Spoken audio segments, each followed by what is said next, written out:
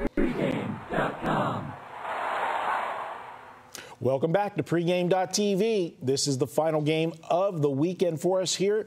Ken, the New York Mets, Philadelphia. We've got Harvey versus Lannon on the mound. And for the New York Mets, what a surprise Harvey's been. I mean, you know, I know they had high hopes for him, but this has been ridiculous what he's doing this year. Did you see this coming out of Harvey? I thought he would be the guy that they, as far as the pitching staff, that they're going to build around. There is no doubt. And Zach Wheeler's the other guy. And ironically, they pitch in a day-night doubleheader and sweep Atlanta, something the Mets have not done. And they took 3 out of 5 against the Braves, which is nice. But every time it seems like the Mets are starting to climb up a little bit, they'll flounder and end up running into Miami and getting swept. Yeah, they're a team that they seem to play to the level of their competition. And earlier when you said about the Miami one, that was on the heels of sweeping the Yankees right in the Subway Series, you know, 4-game sweep there, and then you go down and lose to Miami. Now, Miami has, we'll give them a little bit of credit. Miami has started to play some better ball, and I know they were atrocious all year, but they're starting to get some guys back that were injured. Not that it was a great lineup to start with. They're still going to be a bad ball club, but they're not as bad as they were, let's say, in April, Miami. But I look at the Mets, and they're still only 28-41. But against lefties this year, they're playing 500 ball. They're 12-11 against lefties, and they're going to be facing a lefty on Sunday. John Lannon returned off the DL, made his first start, I believe it was on Monday night, Monday or Tuesday. Against his old club, Washington. Exactly. And this is a situation that, you know, I'm a situational handicapper.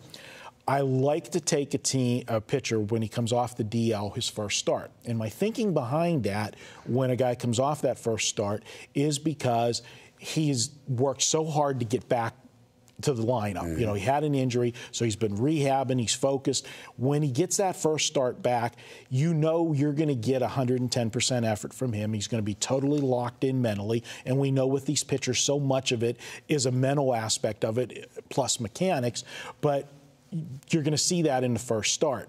Then I think you see a little bit of a drop-off in the second start, because after he comes back and he knows, you know, he's okay from the injury, and there's that little bit of like, okay, I'm back.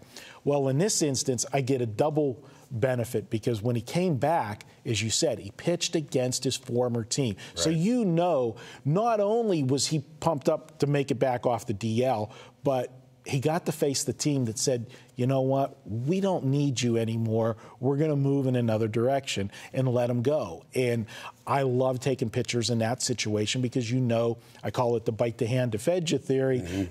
They're going to have a hard-on whenever they pitch against their old team. They want to show them up, hey, you were wrong. I'm not done. You should have re-signed me or not trade me, whatever the case may be.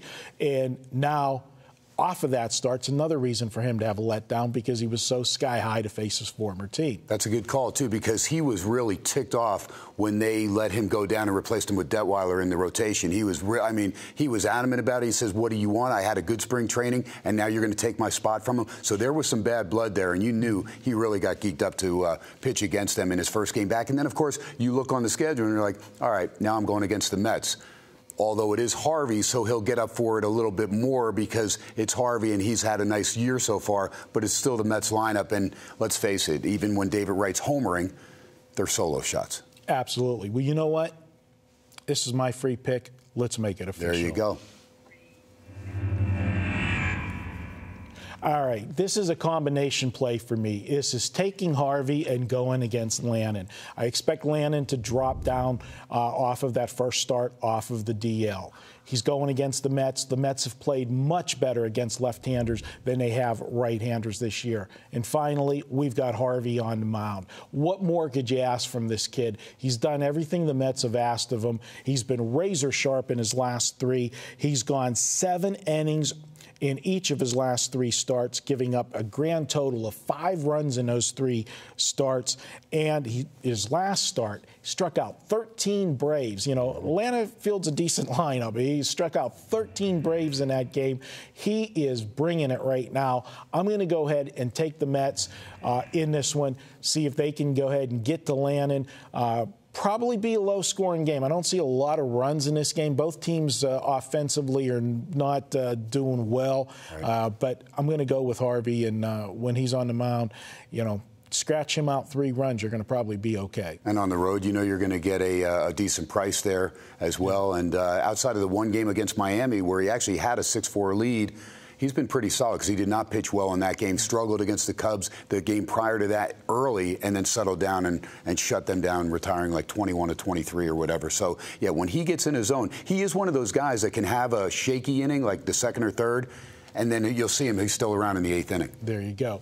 All right, guys, that wraps it up for this weekend. You can find Ken here in Las Vegas every night, 7 to 9, SportsX Radio. AM 720, KDWN, baby. Monday through Friday. And, of course, you can follow me on Twitter. That's Marco in Vegas. And, of course, Ken, you've got your Twitter account and a lot of good guests on your show. I know I learn every night I tune in. I pick something up off your show. You're on the show, of course, on Monday, and then I've got Vegas Runner, Fezzik, Chuck Edel, Andy Isco. So a collection of great guys from pregame coming on, making it entertaining, especially on Wednesday when Vegas Runner's on. Absolutely.